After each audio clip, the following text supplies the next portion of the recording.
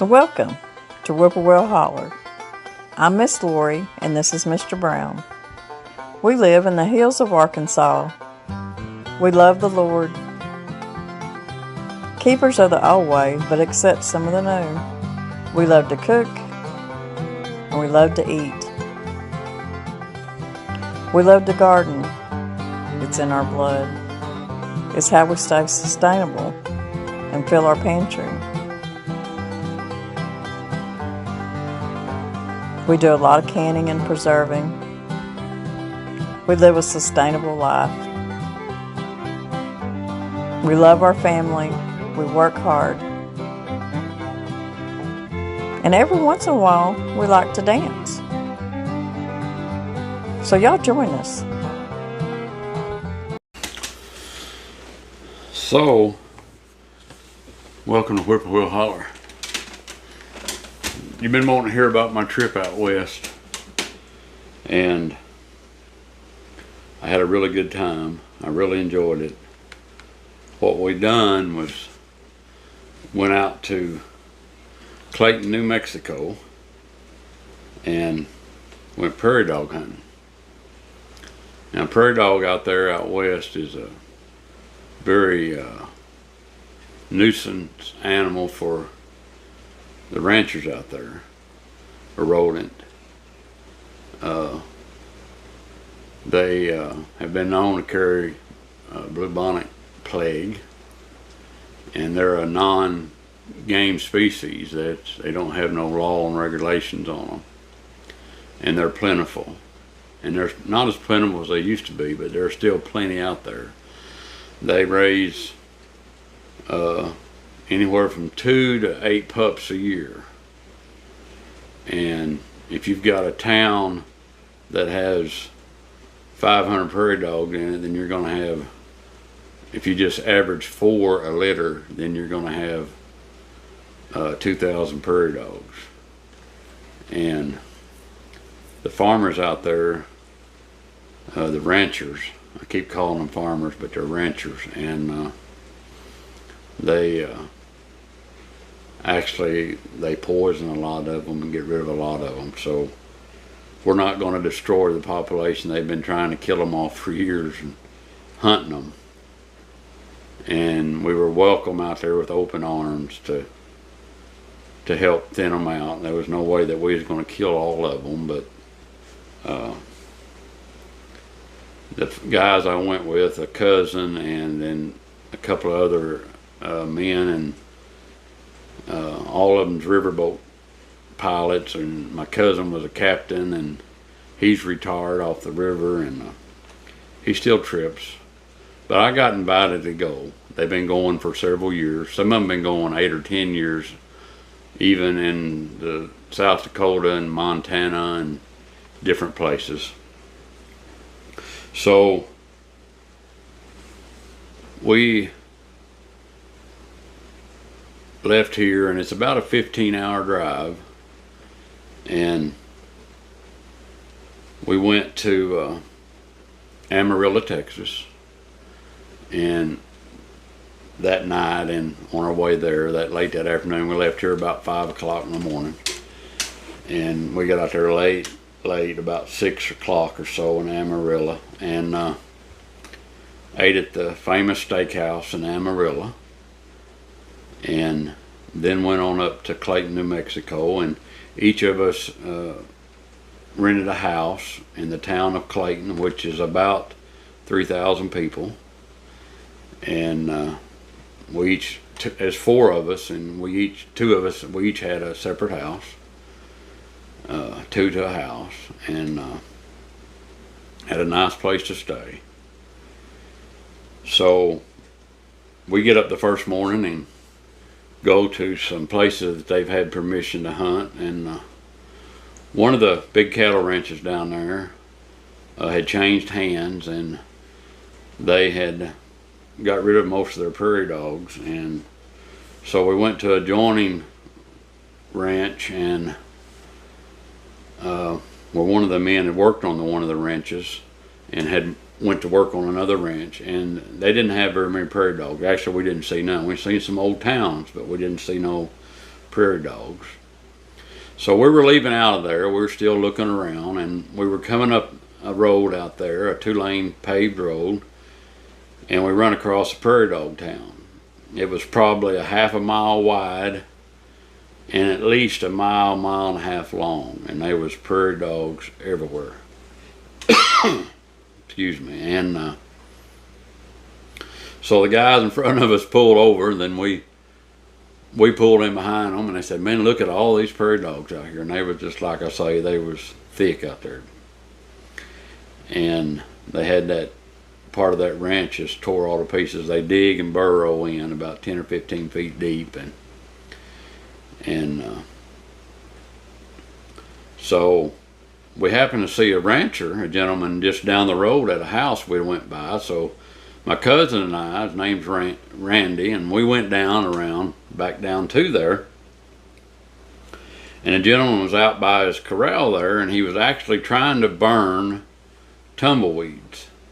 They'd gathered up all around his corral out there, and he was trying to get rid of them. And we'd made a comment, talked to him out there, said, "You're going to get a little hot out there and burning tumbleweeds." And he said, "Yeah, I am." Anyway, the man come over there, his name's Chester, and he come over there and went to talking to us.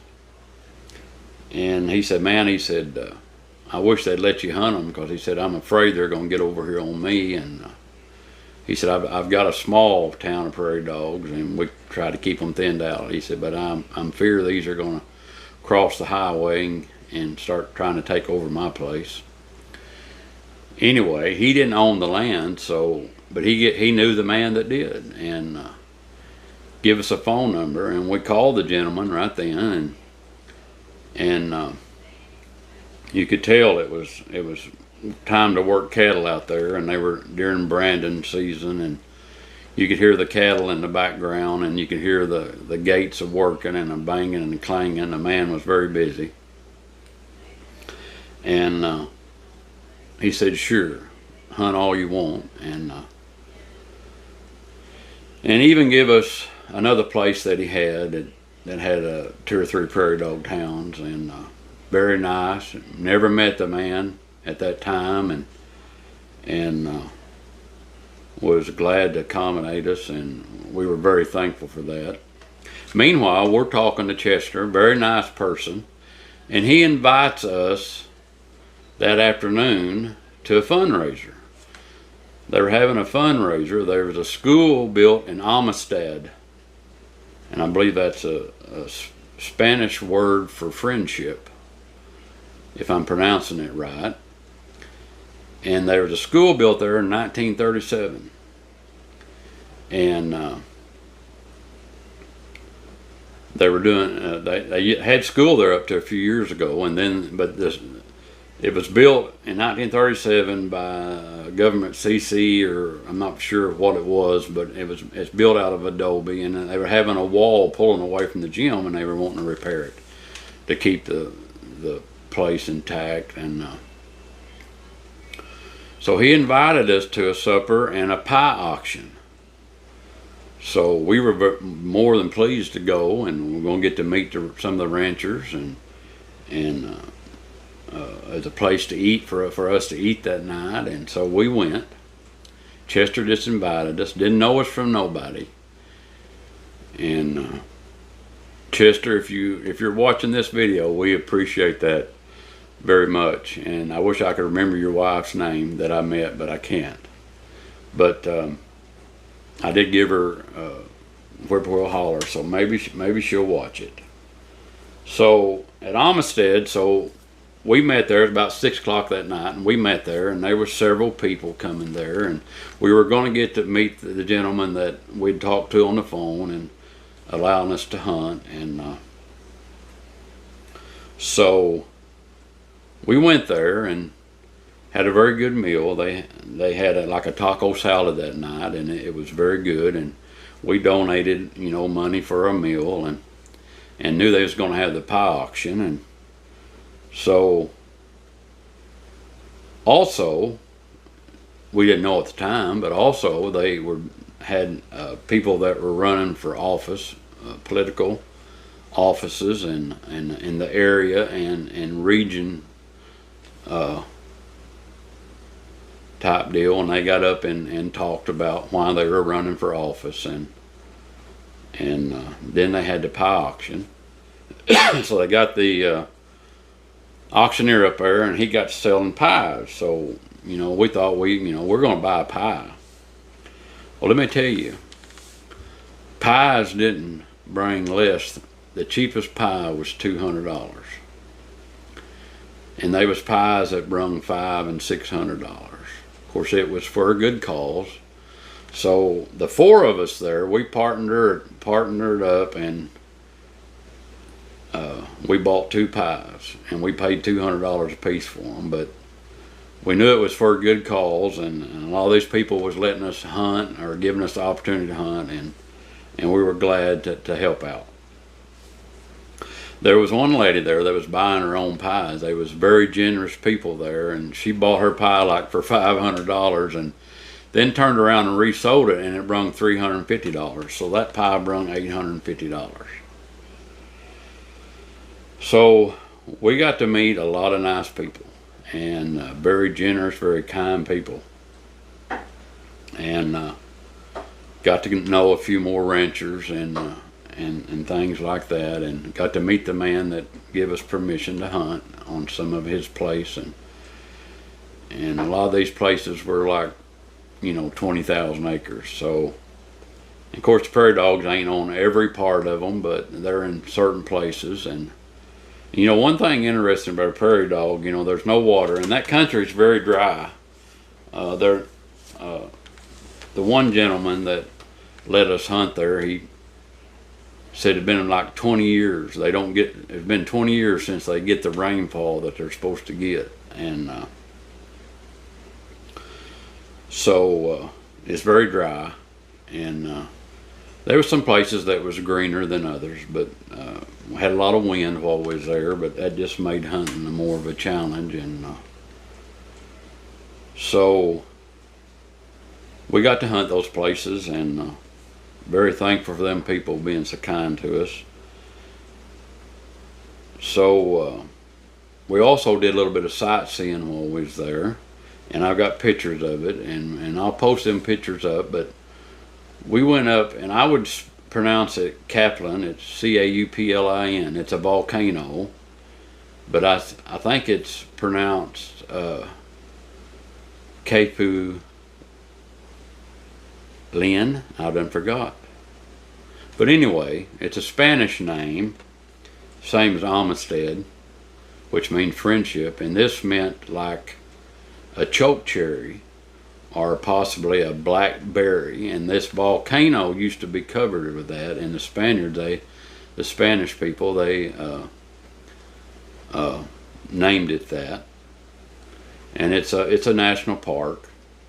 And we went up to that volcano, my cousin and I, and we drove up. It has a road that goes all the way around and spirals up that volcano.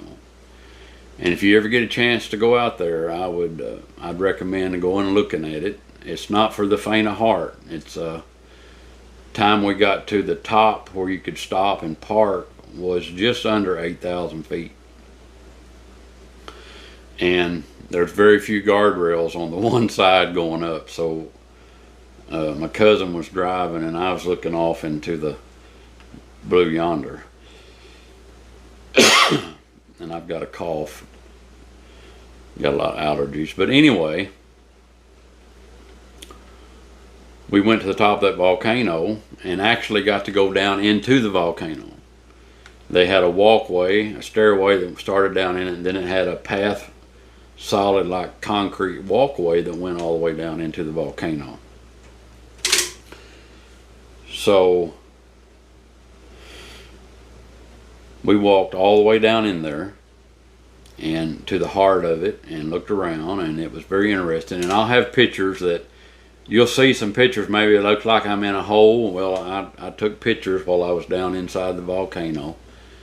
And then I walked all the way out of it and never stopped. And I was very short-winded time I got to the top of it, and being at that level, at sea level of almost 8,000 feet. But got up there and got my air. And you can look from there. It has a big lookout, seeing for miles and miles and miles. And I believe you could see 14 different volcanoes from looking out that side. And a gentleman started building that road and taking care of it many years ago, and he'd done it with horse and plow, or it might have been mules, but it was a plow. And later on, people come and helped him build, and it's very interesting, and I'd recommend it if you're ever out that way. So we hunted and stayed in Clayton, and we hunted for about 3 days and had a very good time. And then we had the opportunity to go up to Trinchera, Colorado. And on the way up there, we stopped at a lady's ranch. She runs 450 mama cows. It's just her and her daughter that run that. And it's 20,000 acres. That gives you an idea how many acres per cow. It takes a lot of acres per cow out there. And she had one of the prettiest quarter horses I've seen, and she actually had two, and one of them was, I know horses pretty good. I used to wheel and deal on horses and rode horses all my life, and it was a very well built, very fancy quarter horse. And I wish I'd have stepped out, asked her if I could step out. She invited us in her house. A couple of the gentlemen that was with us had been up there before, and this is before we get into Colorado. And she was told us that she didn't have no prairie dogs to hunt because she had poisoned all of them, and asked us if we hunted coyote because she had problems with them. But she was actually from up around Trinchera, Colorado, and she had an old family homestead up there, many acres, and her brother was still up there, and so we got to go up to up around Trinchera, and had the Snow Peak Mountains in the background, and we drove 20 miles on the gravel road off the main road to get to this ranch. And some of the smoothest gravel roads I've ever seen in my life. I wish we could have gravel roads around here. You could run 50 miles an hour or faster if you wanted to. On the way up there, before we went into Trinchera, we went through Folsom, New Mexico, and they have a museum there. And I'll post pictures of that. It's an old store. If you ever seen pictures of the stores that had the ladders that you climb that run up and down the walls, each wall of that building had a ladder in there that you could roll up and down the walls. Back in the day, had the shelving up in the along the wall, and that's how they climbed up and down the shelves to get to the things on the shelves. And it had a lot of antiques in there, and I've got pictures of that, and I'll post some of them. Very enjoyable to go in there and look around. I love that kind of stuff. And we visited with a lady there for a few minutes and talked to her about things and got to know a little bit about the area. And they also give guided tours up there, I believe, that actually go to the volcano itself. But they give tours of. She asked if we was going on the tour, and we said, no ma'am, we're not. So anyway, we went into the store and looked around, and it was very interesting. They had some homemade cinnamon rolls in there that was very good. Somebody baked them and baked them, and I'm going to get me something to drink, I can tell. And they were free to the public as you come in. So we went on up to Tranchera and looked around and had a good time, and we got to see a lot of antelope, and I seen probably 4 or 5 quality antelope, very nice bucks, and we seen a few mule deer, and only seen the does. And as we was coming back from Trinchera that day, just as we got back into New Mexico, we seen a herd of elk. There was 6 of them, and I've got pictures of those. They ended up running up alongside the road and crossing the road in front of us, the highway, 2-lane highway. And there was one young bull in there, bull elk. He was just starting to grow his velvet horns, or probably been growing them for a while, but they were about 8 inches tall. Got to see them good. And a big old cow elk. She was really big. She was, I'm guessing they're at her 500 or 600 pounds. She was a very big cow elk. And the antelope, we seen hundreds of them.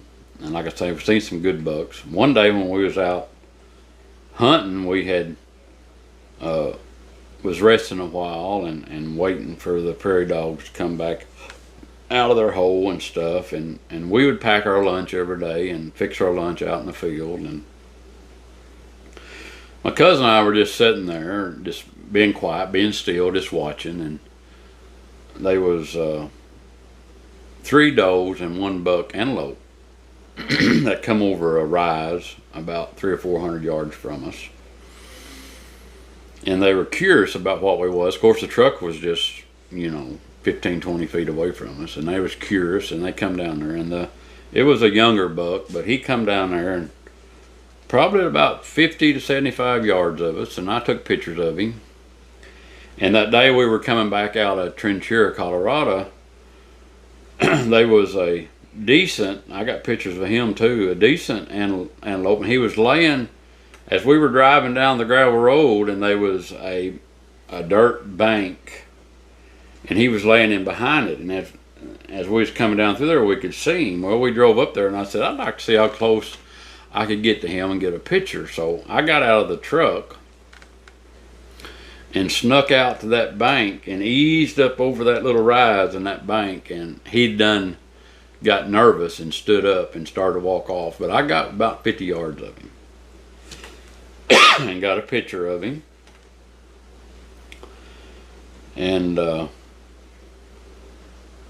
we just had a really good time, and we already got plans to go back. The weather was really nice. It was one day there got up close to 90 degrees, but that people that live out west and been out there, there's no humidity like there is here. And at night it would get down in the 40s. It would get down about middle 40s every night. So we had some really nice weather, and then some of the days it only get up to about 75, degrees. And the morning that we went up to Trinchera, Colorado, it was around 32 degrees that morning. So very enjoyable trip. And like I say, we got plans to go back already next year, and now I'm looking to maybe possibly buy another gun, but you always kind of want to know about the trip, so I thought I'd just give you a little insight on it. And like I say, we met some very nice people and got to know some people, and very vast open ground, prairie ground, and that were in need of some rain. And I just happened to look before I started this video, and it looked like that Clayton, New Mexico was under a severe thunderstorm warning. And then south of there at Amistad, it looked like they possibly got some rain, a little bit of rain down there. So I'm hoping they did, because I know they're really needing the rain out there. I hope they did. And I hope that the people that were trying to raise the money, it was going to be a lot of money to fix that wall. I think they said about $37,000. So they were in need, and I hope they get it fixed, and I hope we get to meet some of the people when we go back out there. So that's pretty much it. And one thing that I was aiming to mention that I didn't was the challenge is shooting long range, and that's part of the sport of it. And I we're very consistent in the 100 to 300 yards. Tom, one of the gentlemen that went with us out there, had been doing this off and on, and I walked over to his truck. We would pull out into these prairie dog towns and just get away from each other a little bit. And any of you out there that are hunters would know what I'm talking about. Is prairie dog, is not very big. They're just, so tall and about that wide, and and I was fortunate enough to be able to shoot two at 440 yards. And one of the gentlemen, Tom, that I was talking about was, and I went up and tapped him on the shoulder, and I said, Tom, I'd like to try out a very long range. I'd like to be able to say that I got to shoot a prairie dog at 400 yards. 400 yard, 4 football fields. But I ended up being 440 yards because we had range finders and such to see the distance. And he was shooting a rifle, and very custom built rifle. And he allowed me to do that. And he said, I'll just find you one. And he did. And it ended up being 440 yards. And then there was another one that I got to shoot it also. So I got my 400 yard mark. And that was a pretty big accomplishment for me. In this area on our hunting, 150 yard shot for deer or something is, the most common. But when you're shooting at something about the size of 2 soda cans out there at 400 yards, and the wind are blowing, and you have to calculate, for the wind and everything else, and it's just a real challenge, and that's part of it, and I managed to get it done.